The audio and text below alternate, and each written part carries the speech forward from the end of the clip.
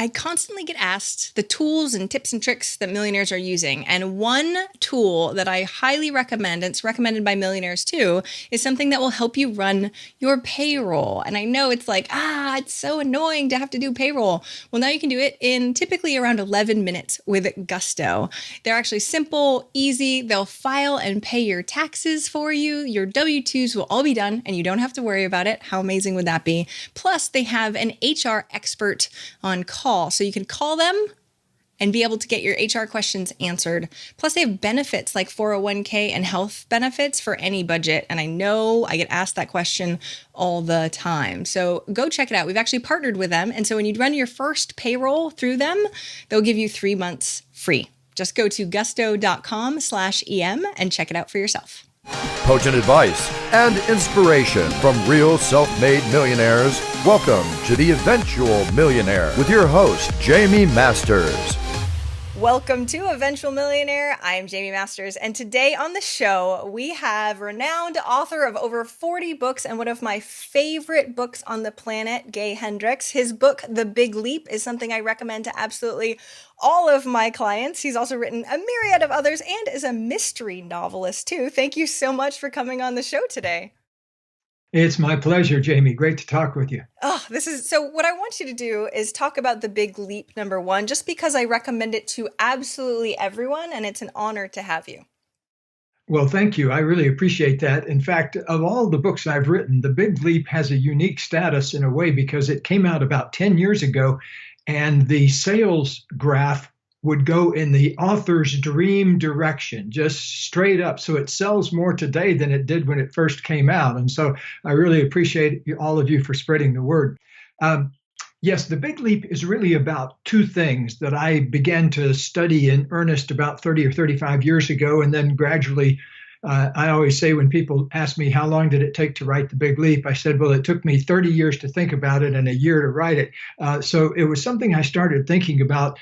Basically, I noticed something in my own life that I started calling the upper limit problem, that I would get to a certain level of feeling good or a certain level of harmony with my then girlfriend or a certain level of success in my work. And then something would happen that would kind of knock me back down to my previous level of being. Like I would eat well for 3 days in a row, and then I'd go out and have an extra large double pepperoni pizza, and then I'd feel for a couple of days. And so I began to call this the upper limit problem. And so the Big Leap is really, first of all, how to recognize the upper limit problem in yourself and how to correct that so that you can have, instead of a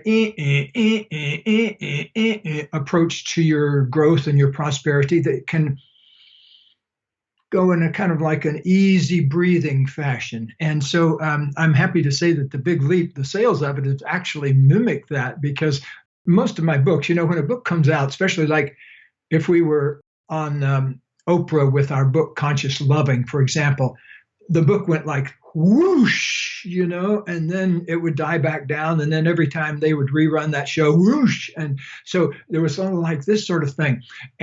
But I like the way The Big Leap has kind of gone out by word of mouth. And so the upper limit problem.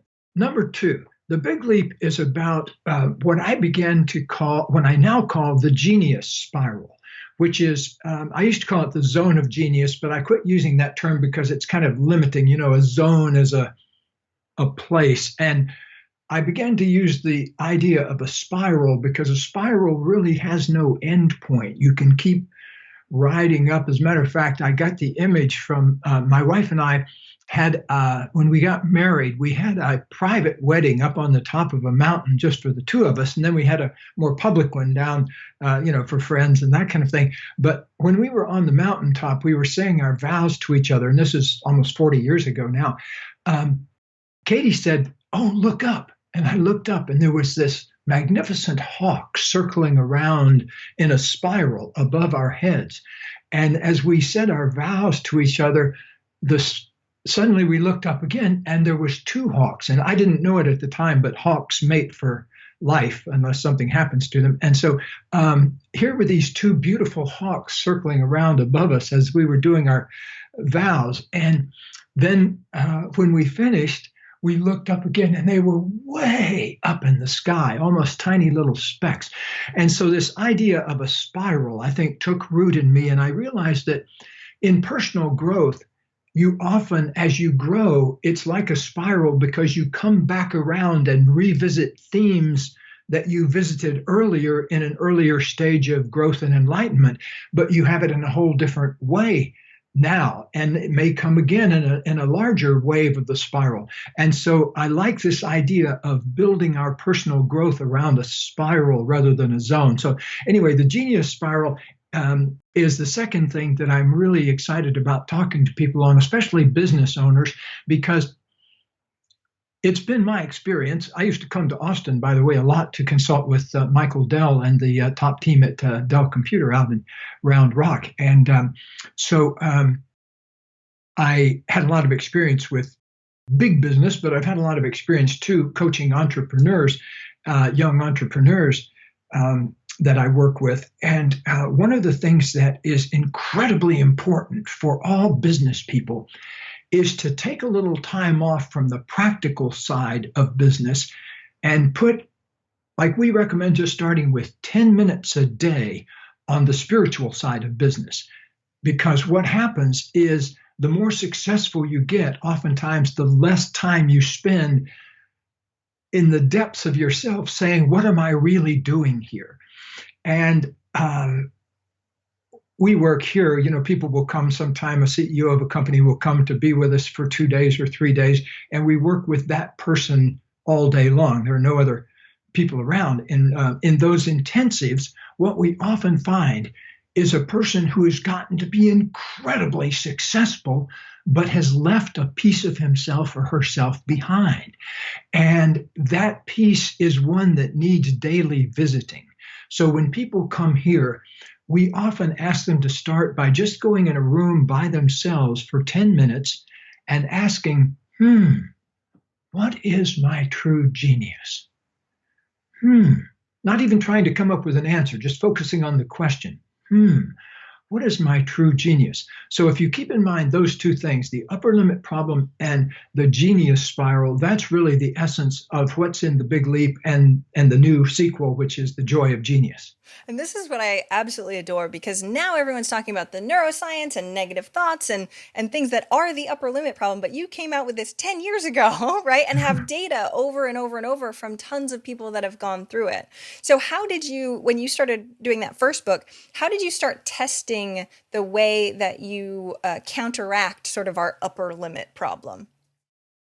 Well, I first started doing it in personal well-being area. I began to first focus in, because at the time I was overweight, and I'm a little over 6 feet tall and I weigh about 180. So I look athletic now, but in that days I looked like an athlete with a spare tire around the middle, and so an unnecessary tire around my middle. And I was more of a pear-shaped intellectual body than I was an athletic body. Intellectual body, I like that. I spent a lot of time working on my library tan in those days, So this goes back 30, 35 years ago. And I had moved to California to work on my doctorate at Stanford.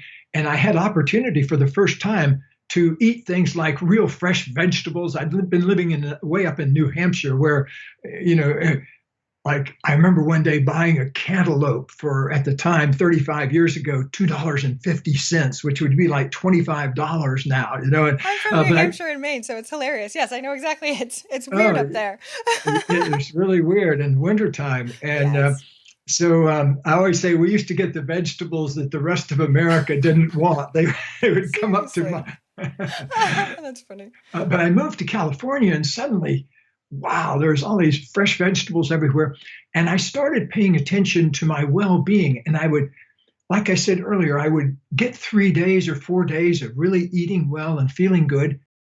And then I would sabotage myself. I would go out and just have to have an extra thick vanilla malt or a triple thick burger from something or other. And then I would kind of groan in my body for a day or two. And I started noticing the same thing also in my relationship with the woman I was with at the time. This was in my pre-Katie days. And So it goes back actually more than 40 years now. And so I began to notice that we would get along well for a few days, and then one of us would start an argument. And it didn't matter who it was, but something would happen that would interfere with the flow of intimacy. I think I see a head nod there. You may have noticed something like that. Anybody on planet Earth who's had a relationship would pretty much have that experience. So I began to pay attention not to what we argued about, but when we argued. And I started realizing that we tended to argue on Friday, late afternoon Friday, and late afternoon on Sunday. And I figured out that, oh, here we got the weekend coming up. We're not sure how we're going to be with each other, but we know how to argue. And so we would kind of pick these fights with each other, and then the rest of the weekend. So that was a key step, because I began to think, okay, what the job is to extend the amount of time I'm feeling good, and to extend the amount of time I'm feeling that close connection. And so I begin to focus more on that than on the content of any issue, because I realized it didn't really matter how I sabotaged my diet. I could do it by getting a cold and thinking, well, I better eat something, that nurtures me. Or I could do it by just, like I remember losing my head one day walking past an ice cream store. I'd lost about 35 pounds and I was feeling really good. And I passed this ice cream store and I saw this family eating a banana split.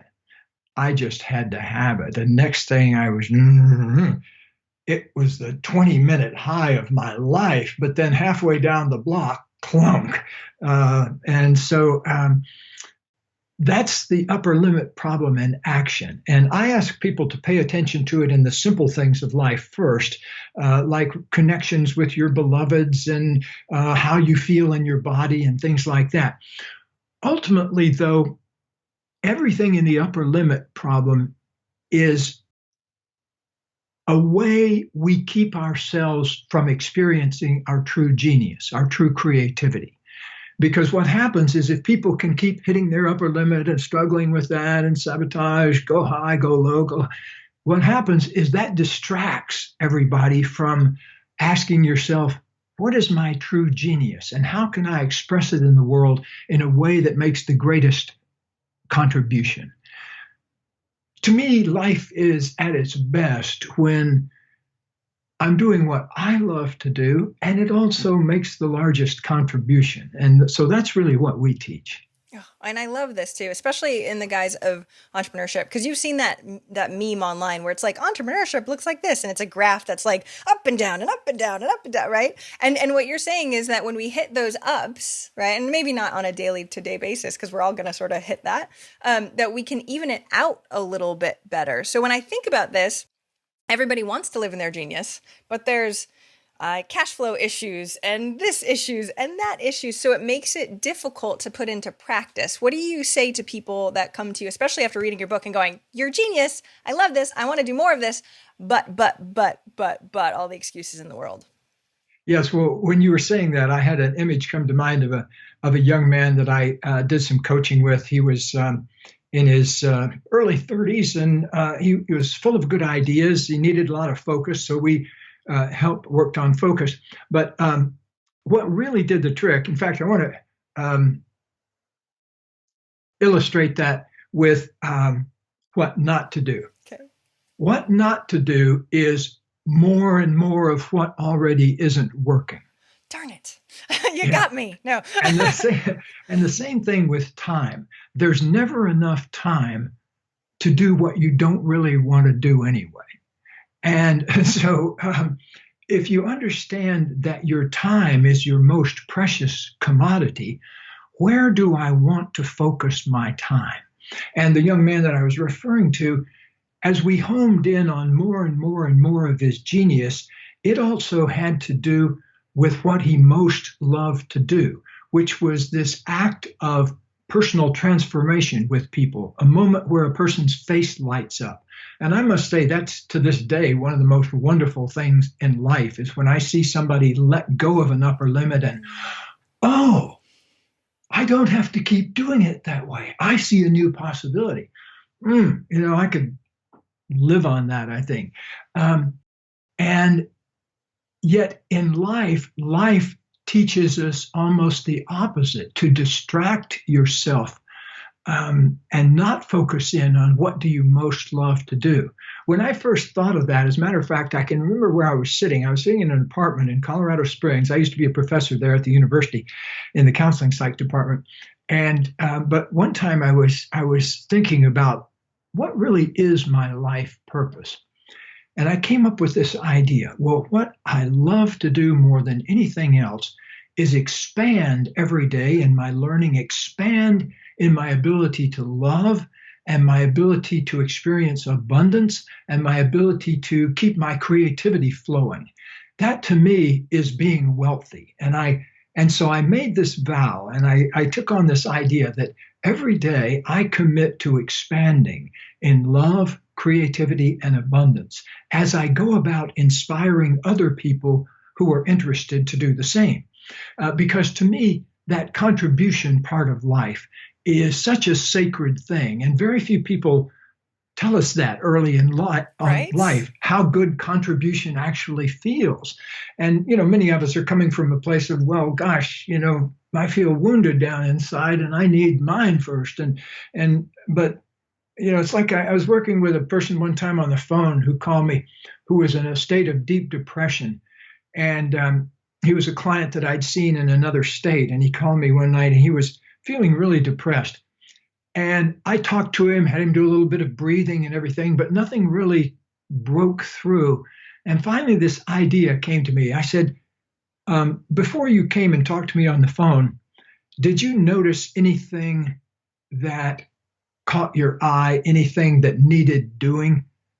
And he said, well, I have an elderly neighbor downstairs who it's hard for her to keep her front porch clean. And I noticed it had gotten all cruddy with leaves and everything. And I said, okay, I'll stay on the phone. You run down and sweep it really quickly, like do a 2-minute quick sweep of it. So I sat on the phone. He comes back. He was totally different. Maybe it was some of the exercise of doing it, but I think it was the deeper issue of he got out of himself for a moment and offered something to the world. And, I have a good friend, Jirka Recife, who founded the company Gaia, Gaia.com, which is a very great media company.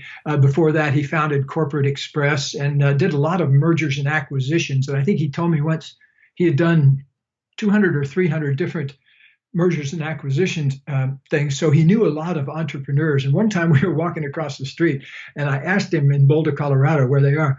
And I asked him, what's the funniest thing you've ever heard somebody say in all your years of coaching and coaching entrepreneurs and doing mergers and acquisitions?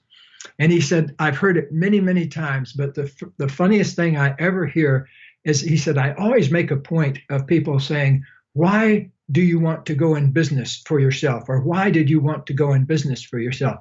And he said, the thing that makes him laugh when people say it is, I wanted more time for myself. Right? Everybody's laughing right now. They're like, darn it. This young man I was talking about, the 32-year-old, I remember talking to him about that very subject, and just pressing him on that very issue. What do you really want to get out of this? And to let him know that it really needs to be something that you're willing to think about 24 hours a day. Even, I've had some of my best business ideas. In fact, I would say like one of my 2 biggest business ideas came from when I wasn't even thinking about it. I was meditating one morning when the idea popped in my mind. My business partner in the movie side of my life, Stephen Simon, and I had kind of beat our brains against Hollywood after his movie, What Dreams May Come, came out. That's awesome. We formed a little business where we were going to produce more inspiring movies. And we kept beating our brains against the Hollywood production establishment because What Dreams May Come had lost money. And so it was, they said, we don't want any spiritual films around here. We want comic book movies. And come back with a spiritual comic book. That's what one executive told us. A spiritual comic book. That's great. We should have too. Yeah, right? It would have worked. Yeah. But suddenly one morning in meditation in the year of 2003, suddenly this idea popped in my mind. Oh, let's hotwire around Hollywood. Let's go to the film festivals and find the inspiring movies that Hollywood won't touch, put them on DVDs. This was before streaming. Put them on DVD and put them out to people around the world. And whoosh, we launched a business, and it was almost an overnight success. I think we were profitable in our third month, something like that, and caught the attention of 3 Wall Street people who came here to find out what we were doing. And so, but that whole little thing came from this 10-second little poof at the end of meditation. Oh, why don't we do it that way? And, some part of my mind had been thinking about that for a long time and suddenly produced the solution. In one of Einstein's notebooks, if I remember correctly, he talked about a physics problem that he thought about every day for 27 years, and that is some dedicated think time. That's insane. I guess that's sort of the question then for me. So everybody that's listening feels like they don't have enough time, right? And of course, that's a construct and all of you can go into that. But how do you actually do it? So when you have a to-do list, how do you lean into your zone, I'm so used to saying zone of genius, your genius spiral? How do you lean into that more when you have so many obligations that you said yes to for so long? Well, it's a question of priorities. It's a question of commitment. And those are 2 words that, commitment, no change happens without heartfelt commitment. The thing that makes like 12-step groups work is that person stands up there and says, my name's John and I'm an alcoholic and here's my story. And so it's claiming who you really are and making that heartfelt commitment, whatever that heartfelt commitment is. If it's to growing a successful business, very few businesses are success. I've had several other businesses that were not successful, like a spiritual center. Good, thank you. You're not all perfect. Yes, in fact, I've had a couple that had approximately the trajectory of the Titanic. They started with great fanfare and praise, and then kept hitting the iceberg. And so, but I'm happy to say that what you should do in entrepreneuring is go more for your batting average. Like Babe Ruth didn't have a great batting average, but he hit a lot of home runs. So if you're going for home runs, be prepared to strike out a lot. Well, I guess that's my question then too. When we have the heartfelt commitment, because you know what you're doing too, right? You have the heartfelt claiming who you are. You're in your genius as much as humanly possible, and you still fail, or potentially, I don't know if you were in your genius or not, but you still fail. How can we make sense of that? Well, first of all, I think we need to just get a better image in our mind. I take along, in fact, sometimes when I speak to groups like young presidents and things like that, I often take along a kid's Bobo the Clown doll. It's an inflatable thing that if you hit it, it bops back up. And I say, okay, this is an entrepreneur here, and because you're never going to get where you need to get to in a straightforward path. You get knocked down, you get back up, you get knocked down. And so, it happens around here all the time, like recently one of our key assistants quit. Right. It's like it doesn't sound like a big deal, it's huge, but it's like having one of your tires quit, Yes. And so we're kind of a lean organization around here. We only have half a dozen people, and every one of them had a kind of a key function. So when one of them unplugs, but so things like that are going to happen wherever you are in the process. And I think you have to construct that resilient part of yourself. That's why we recommend body kinds of things so much. I'll tell you, as the older I get, the more appreciative I get. Like I spent an hour this morning at the gym. I do that 3 days a week, and I'm going to play golf later. And my wife and I go for a lot of walks, and we have a little electric e-bikes, and that we ride all over town with in the summertime. And you pedal them, and then when the hill gets steep, it kicks in with electricity, and so it's perfect for my iffy knees.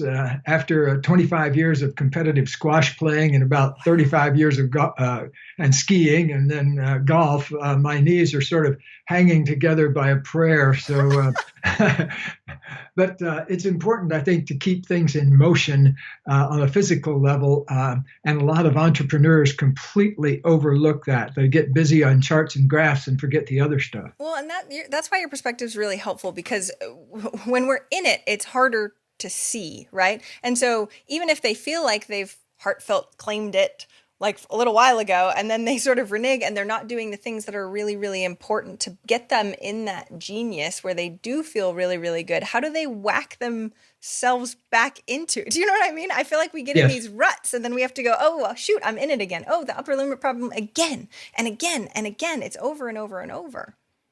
Well, it is in a way because of the spiral issue, because you're going to touch on the same kinds of things the further you go up the spiral.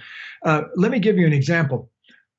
Many, many years ago, when Katie and I had been together a few years, I think, so we're talking about somewhere in the mid 80s, 83, 84, somewhere in there, before you were born, probably. It was about when I was born, yeah.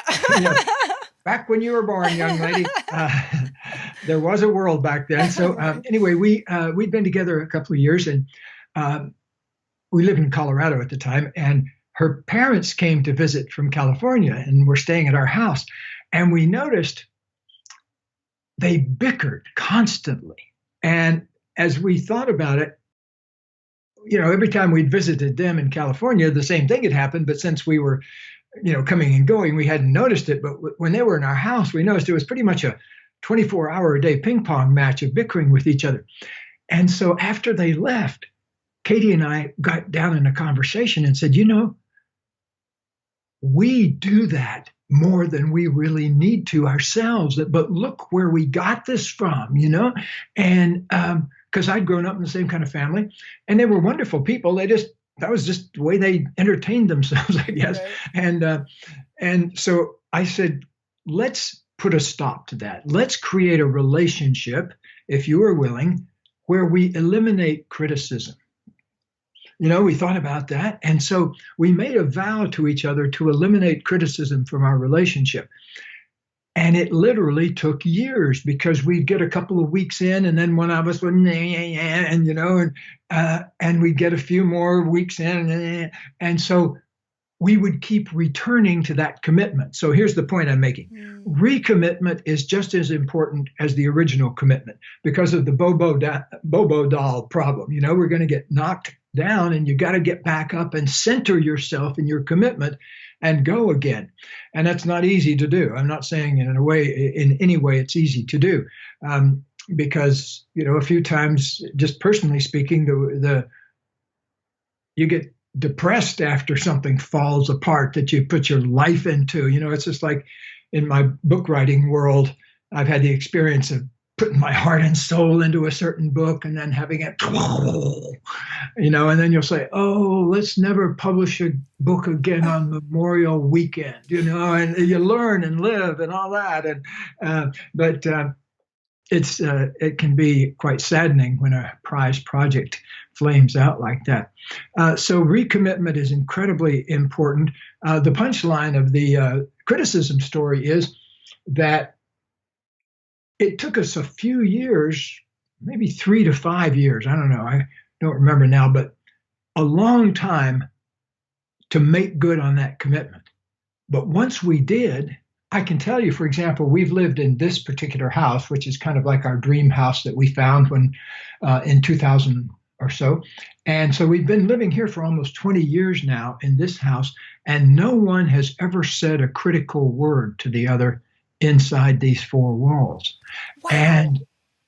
And so it's possible to make good on a big commitment wherever it is, and it may sound like a ridiculously impossible thing to create a relationship which has only positive energy to it, but it can be done. So now that I know it can be done, anybody else could do it too, because it's like the 4-minute mile. If somebody can break it, everybody can break it. Not everybody, but people started breaking it.